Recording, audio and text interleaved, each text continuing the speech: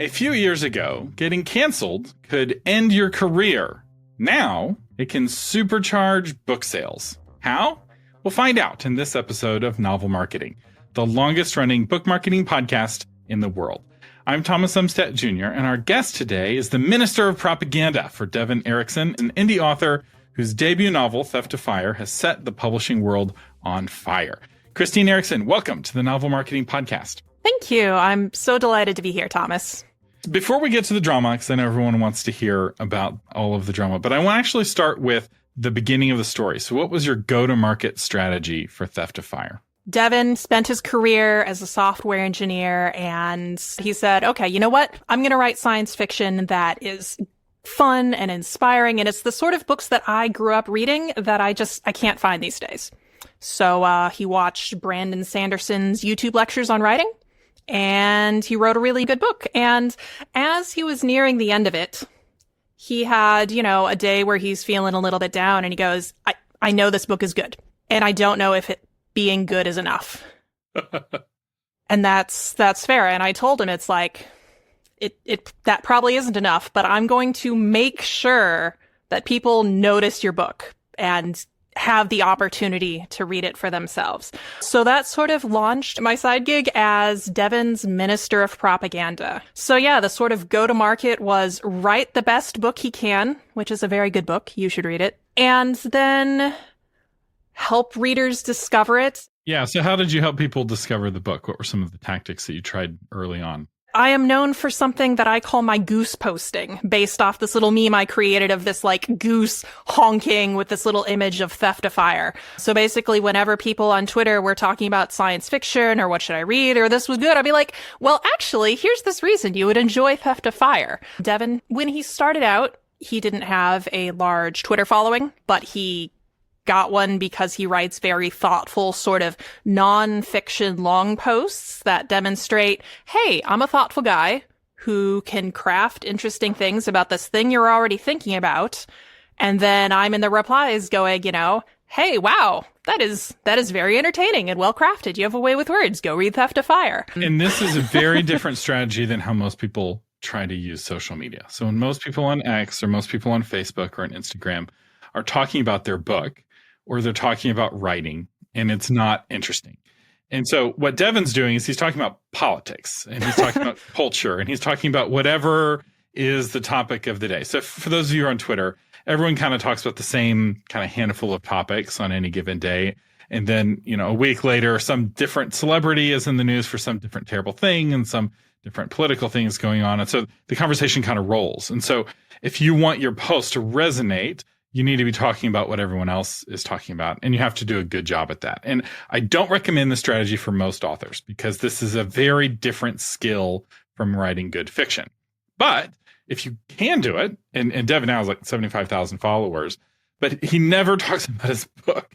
You talk about his book, which also I think really makes a difference because having somebody else hyping your book is way more effective than you hyping your book. That's something I discovered in person. We were out someplace. So what do you do? Oh, I'm an author. And then I'm like, and his book is amazing. You should read it. And the person we were talking to, it's like, oh, well, maybe I should. It's way more charming hearing it come from her. If you were some guy saying, oh, my book's amazing, read it. I can't get him to talk about his book. I mean, he's not the person given to just doing what other people to tell him anyway. But, he's Gen X. He's a software engineer. He is not a marketing guy. He can post controversial things on X, but he won't promote his book. It's a very certain type. So he's doing stuff on social media. You're promoting.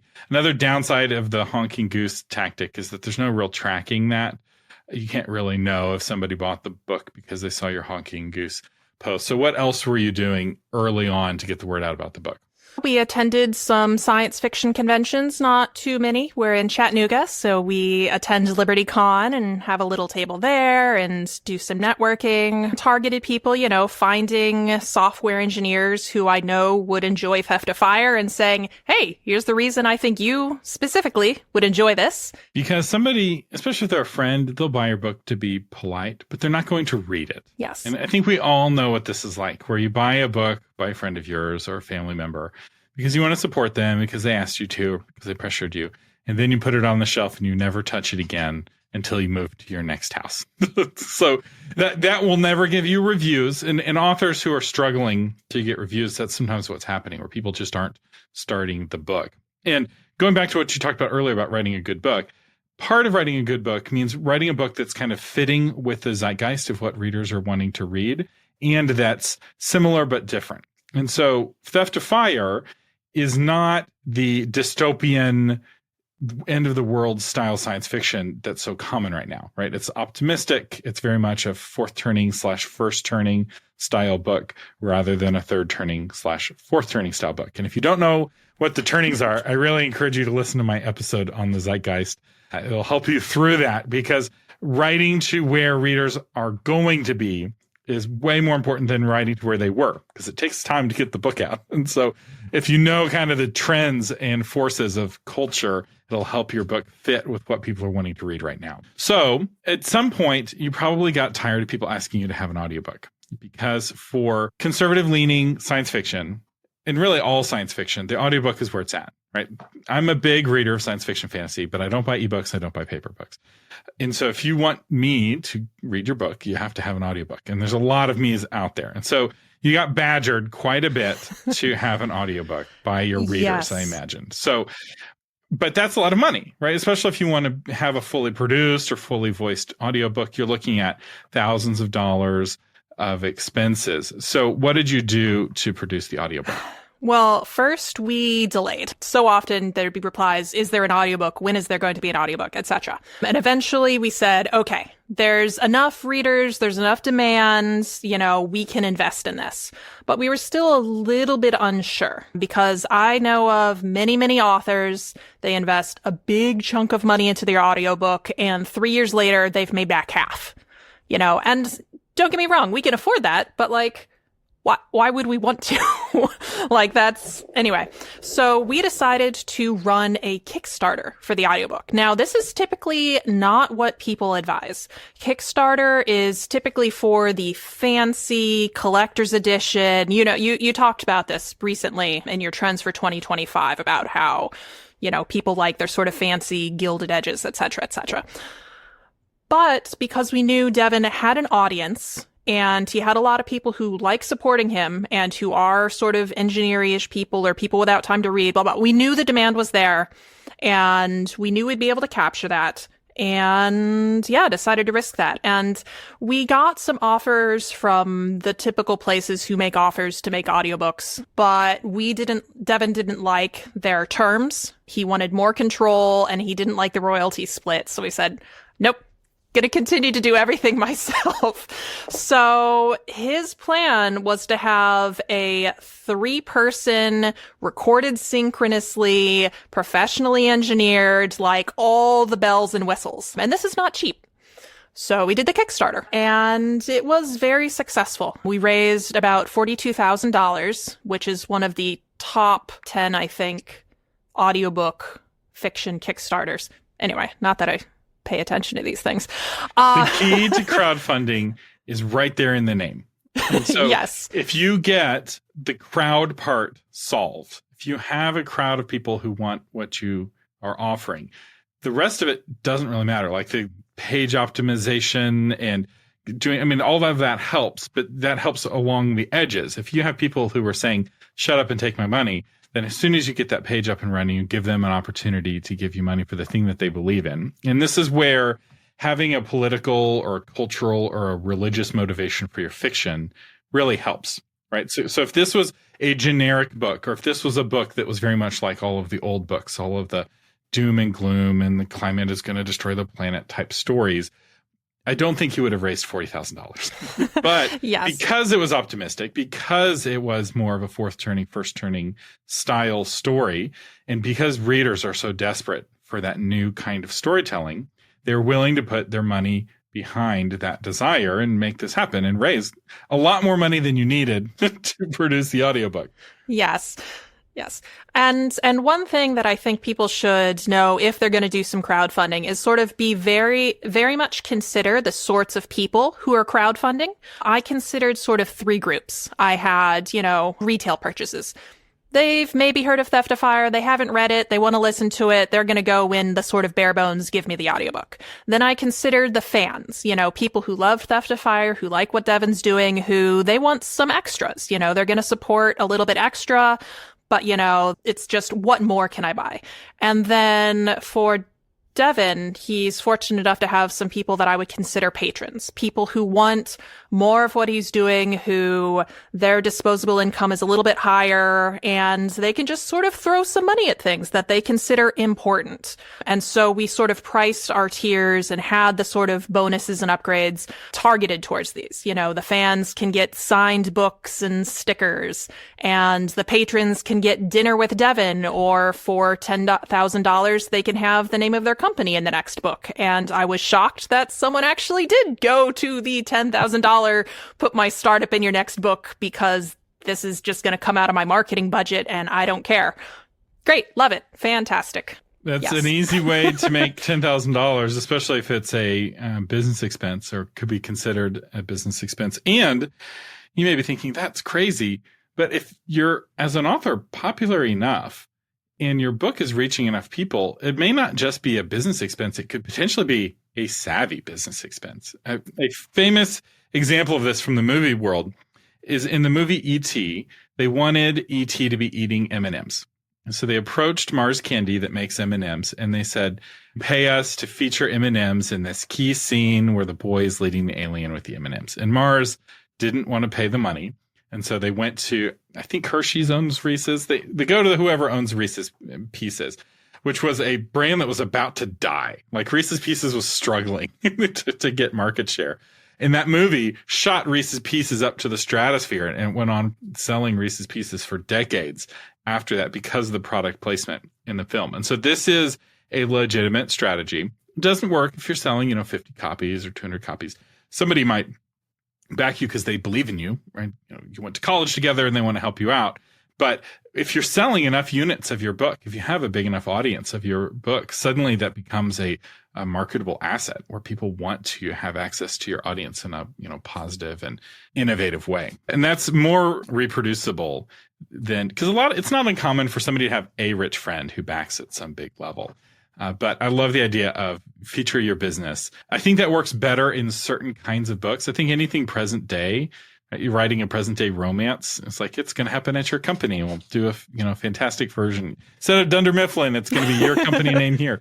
And then I think sci-fi also works, right? Because your business is now a mega corp that's spanning the galaxy or whatever. I don't think it would work for fantasy or historical. A Knight's Tale has the Nike logo at one point in the film, and it just... it's harder there. Yeah. So you post the book on Kickstarter. Your initial goal was to raise $5,000, I think, to fund the book. Yes. And we set it at that level because we just wanted to make sure we funded on the first day, because Kickstarter likes that.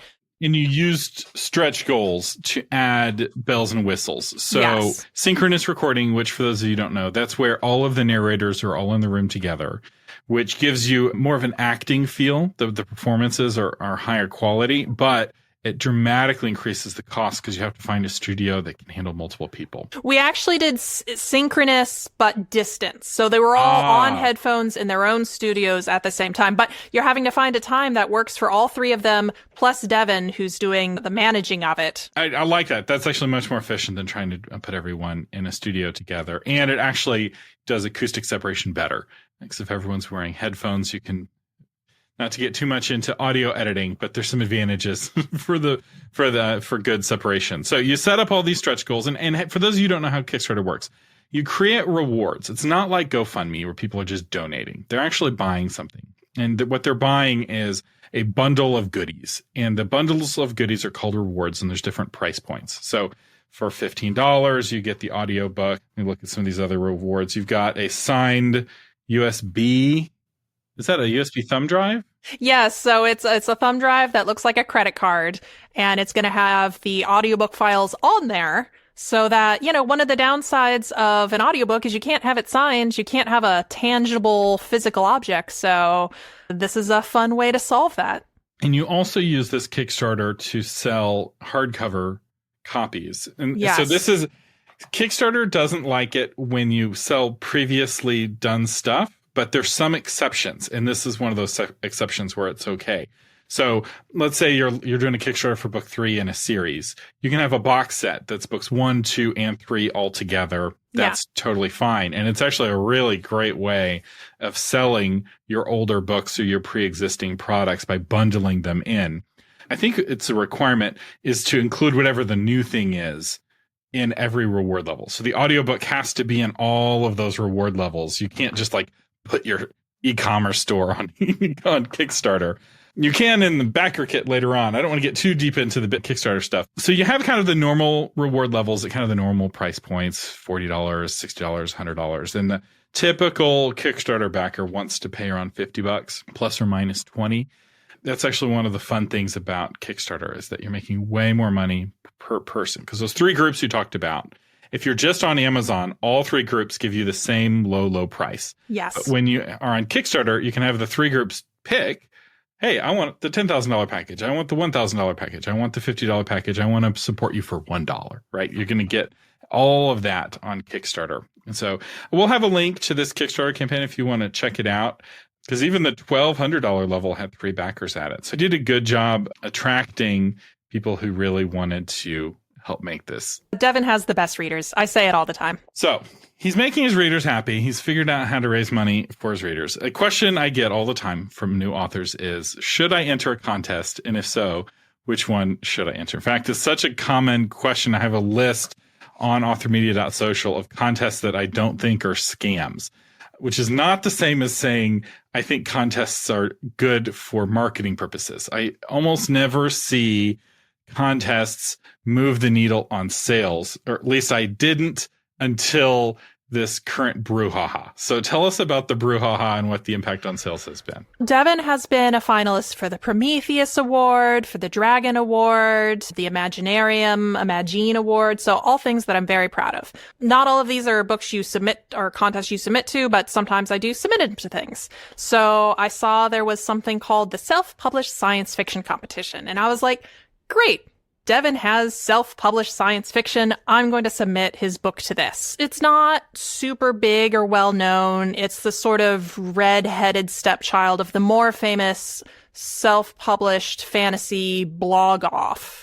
And it's not very old. It's only been around for a handful of years. Yeah, this is its 4th year, I believe. So I submitted his book to this, and the way it works is it doesn't really matter. It's like there's a whole bunch of different blogs, and they all get like a bundle of books, and they whittle those down, and then, it's like a bracket system, blah, blah, blah. It doesn't matter. And so it's going on fine. There's a fun little Discord where I'm talking about, hey, authors, here's my thoughts on marketing stuff. And most of them are going, I don't like marketing. And I go, well, okay, so first round of judging comes up, and I'm delighted because Devon gets the only strong yes in his batch of books for that one judge, and he goes on to be a quarterfinalist. In that first initial, hey, here's my votes before the quarterfinalist, one of the authors who was sadly cut, she goes to look at the social media of the different people who are in this, including Devon. And because, as we talked about, Devon's Twitter is very political, she manages to whip herself into a frenzy and goes on the Discord and goes, oh, look at this monster who has differing political opinions. Why is he here? And her posts are deleted because it's like, okay, this is not the place for politics. This is the place for books. And I thought that was very respectable.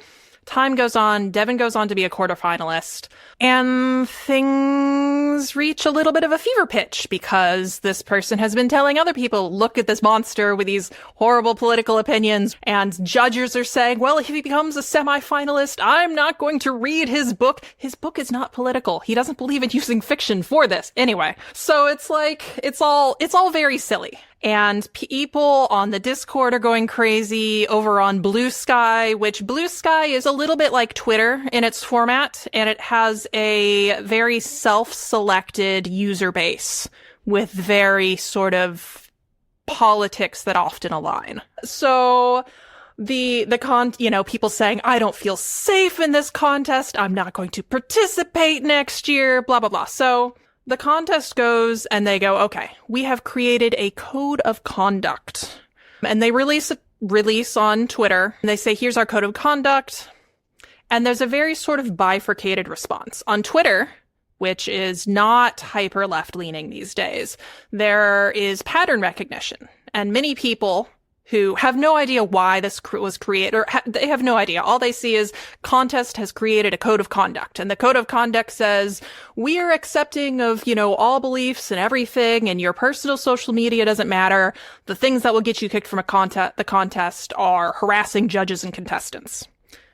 And most people see this and they see the, we believe in diversity, equity, inclusion and stuff. And they go, oh, look, another woke contest with its code of conduct.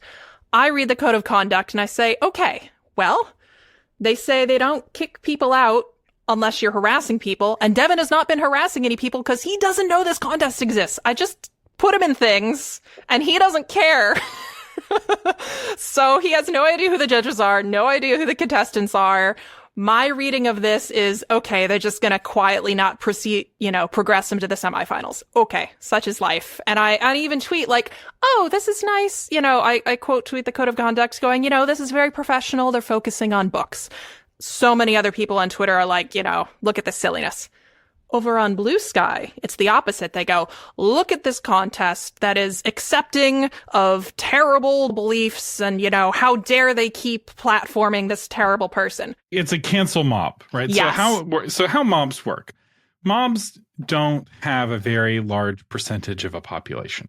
So even a country that's like racked with mob violence, it's typically 5% or less of the actual population is going out into the streets at the peak. And usually it's some fraction of a percentage. But it doesn't take very many people to make a lot of noise and to make a lot of destruction. Absolutely. And so online, you can have a few dozen people make a lot of noise because most people just click like or just swipe up, right? Most people don't engage at all. A few people will engage a little bit, but a tiny percentage of people engaging a whole lot can sound like a whole horde of people when in reality it's just a few dozen very loud folks. Yes. So this may be a dozen people. Because of their braying for Devon's blood, a judge in the competition decided, okay, you know what? We're not just going to not advance him, which was their plan. They said that explicitly. He went on Twitter and he said, Devon Erickson is kicked out of this contest for violating the code of conduct. They said the quiet part out loud. Yes. And that was great. I really appreciate that, actually. Because that started a firestorm. As you've been talking about, the sort of zeitgeist is shifting. People are tired of cancel culture. And so I go tell Devon, I'm like, hey, Devon, so here's this tweet. By the way, you're out of this contest. And he goes, oh, well, that's funny. And he writes this very funny tweet. Giving this sort of fictional example of a little goblin walking up to him being like, you're kicked out of a contest. And him being like, what? Who are you? And people loved this. So that went viral. People responding to the tweet saying he's kicked out, going, wait, why? And just that went a little bit viral. And it got a little bit of a life of its own. And then it got additional life because other authors who were in this contest saw what happened and were like, wait, what is this? This is very unprofessional. It's not, oh, I stand with Devon and everything he's ever said because I don't follow his social media. He's just some author, but I'm removing my book from this contest. And then they started seeing their sales spike. Because because people were blowing up my phone about this. I don't follow contests. And I don't follow a lot of indie drama because indies are beefing with each other all the time. And it makes sense, right? If you can find another indie and you can get a beef, you both get more sales. But we don't cover that, generally speaking, on this podcast. We're trying to cover stuff that's kind of helpful long-term as opposed to talk about it now before it fades. But what was interesting to me about this was the reaction of the other authors, because a lot of authors withdrew. I don't know what it was up to, like a dozen or more authors or somewhere around there. Do you have a final or current count? I think it's about a dozen. I have a spreadsheet where I have all of I'm removing myself and here's a link to their book and blah, blah. And yes, a lot of these authors, they sort of had smaller audiences, but because Devon has a larger Twitter audience, when they remove themselves, he would retweet them and go, hey, here's this principled author, check out their book. These authors who would not have gotten a very big bump for this not particularly well-known contest were having their best sales days ever because they were getting exposure. They were getting people saying, oh, look at this author doing the right thing. There was an article in the Daily Wired. There was an article in Fandom Pulse, just sort of a lot more eyes on this. And readers like to feel like they're part of something. And these readers were saying, I've been seeing cancel culture, and this is my small way of fighting back. I'm going to go buy this $2.99 ebook. I'm going to go buy this paperback and put it in the military library. There's so many fun random places that copies of these books are ending up.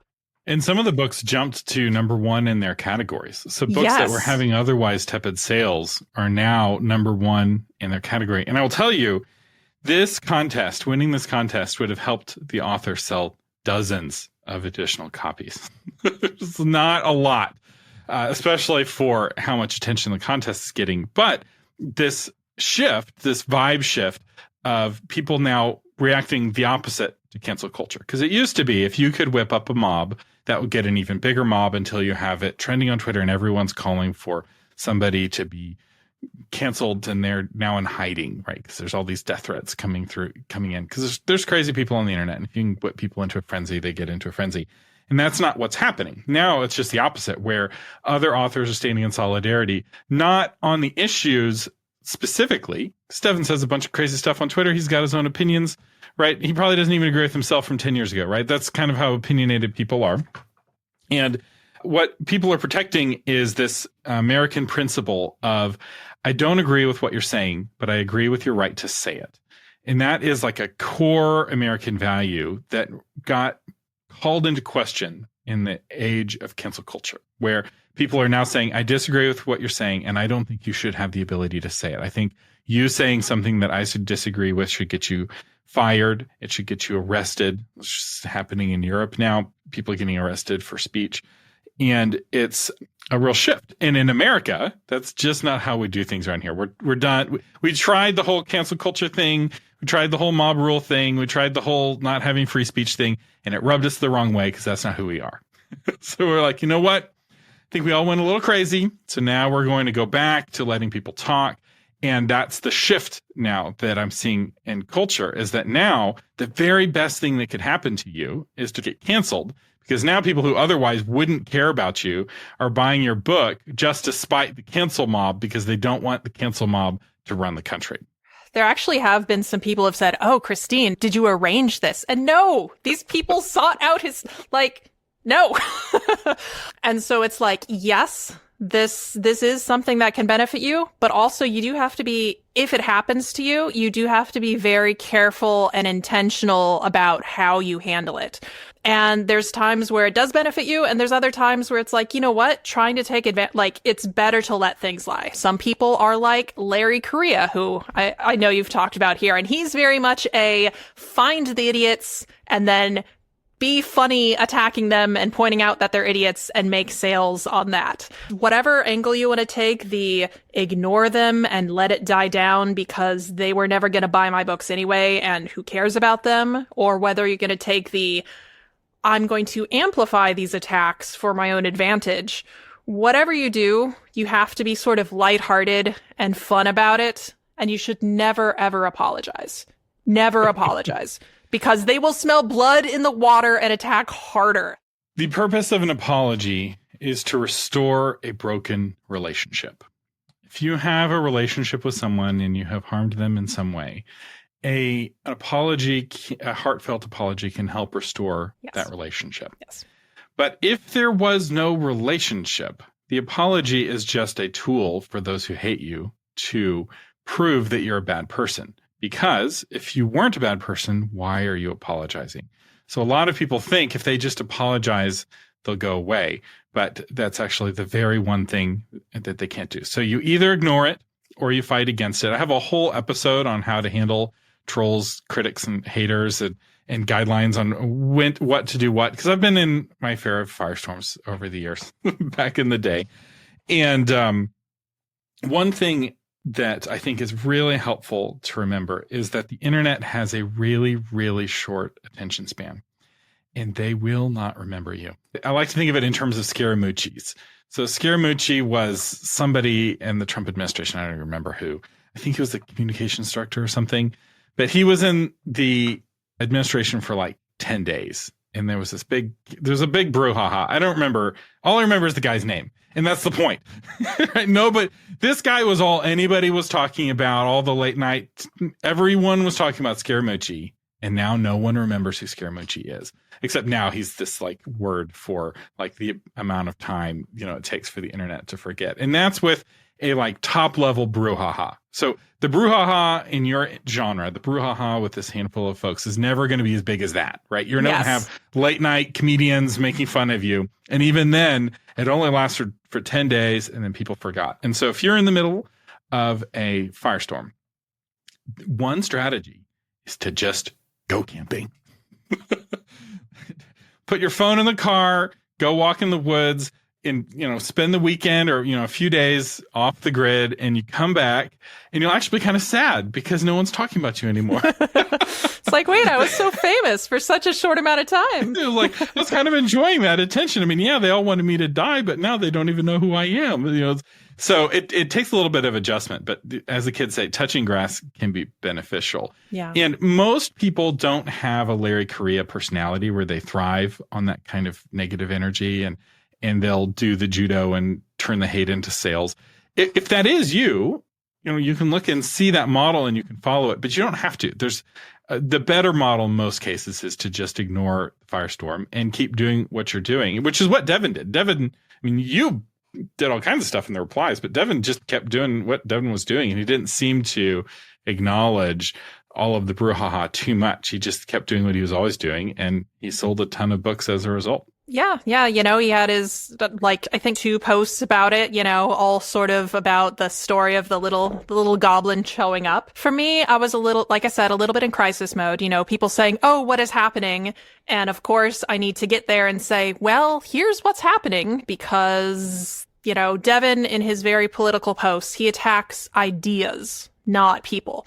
You said that, oh, some people, you can have your little dust up with authors and have it. That we don't do the author drama stuff. We have had opportunities to engage in such things, and our policy is just ignore it. We don't engage in any of that. But this one was special because it's a contest and their policy, and was already kind of making waves because they said, here's this name, and yeah. So personally, I don't recommend the sort of author dust up drama stuff, because how does that benefit readers in any way? And the readers don't care. Like these drama amongst authors there's a saying in the UK, it's a tornado in a teapot, or something like that. Tempest in a teacup. Tempest in a teapot, right? You're just stirring this teacup, tempest in a teacup. You're stirring the teacup and it looks like this big storm, but it's just a cup of tea. And I love that metaphor, because there's a whole tea service happening every day. There's 1,000 things for people to get unhappy about. And, 750 of those things are things in people's lives, right? They just found out a family member is sick. They just got fired from their job, right? They just stubbed their toe, right? It's like, those are the things people really care about. They don't care about your drama. They don't care about what some guy on the internet said, because everyone's in their own little bubbles. And so most of these folks aren't even really able to get the sound out of their bubble anymore. And I think that's actually another thing that's changed, going back to the zeitgeist. Back in 2020, we were all on Facebook. And now we're not. Most people are on their own little private Discords, which is where a lot of this started. Or they're on sites like Blue Sky, which is purity spiraling. Or they're on X. So the fragmentation of social media into lots of like private iMessage threads has made it a lot harder for hate to spread outside of these little bubbles. So you can have a Discord server hating you to pieces, and none of the other Discord servers even know about it. And half the people don't even know what Discord is, right? So it's like, you don't have to worry about it. And I talk more about this in my How to Survive Cancel Culture episode. It's very interesting because a lot of what you did is very much following my playbook. But the other part of it is what's encouraging is that a lot of the playbook isn't needed anymore because people aren't getting canceled to the degree that they were getting canceled back in the day. So it used to hurt sales. Now it either doesn't hurt sales or it helps sales. I had a choice. It's like I could say, oh, look at these things people are saying about Devon and how it's wrong or this, or look at this person. I was like, no, I'm not acknowledging any of them. I'm highlighting the people who are standing up with Devon and saying, here are their books, check them out. I've been describing this as turning lemons into a lemonade stand. An important aspect of that is just be positive about it. Be honest about like, hey, here's the situation we're facing, but give people something to root for. Don't just give them, hey, here's this newest thing to be mad about. Just as fiction, bad things happen and then the good guys overcome.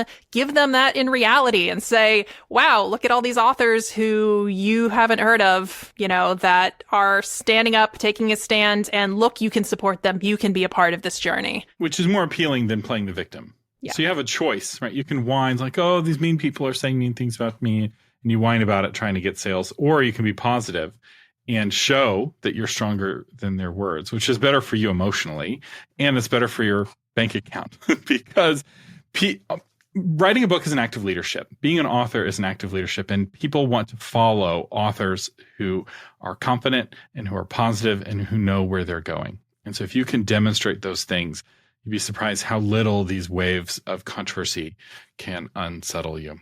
So before we go, are there any marketing tactics other than getting canceled that you used to help promote Devon's book that we didn't get a chance to talk about? Oh gosh. Well, I do try to get Devon on various podcasts and stuff. That sort of has limited effects because a lot of the podcasts I have him on are like, here's this real estate podcast.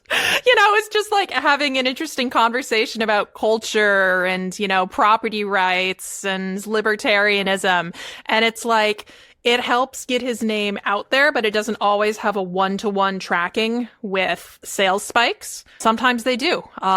If you are going to be on someone's show, definitely get them a free copy of the book, as soon as you can, in the hope, because conversations are always better when people have read it. You've talked somewhere about having a media kit, which is something that I already had, but that's very important. Make it easy for hosts to be like, here's the website, here's their name, here's the name of the book, etc.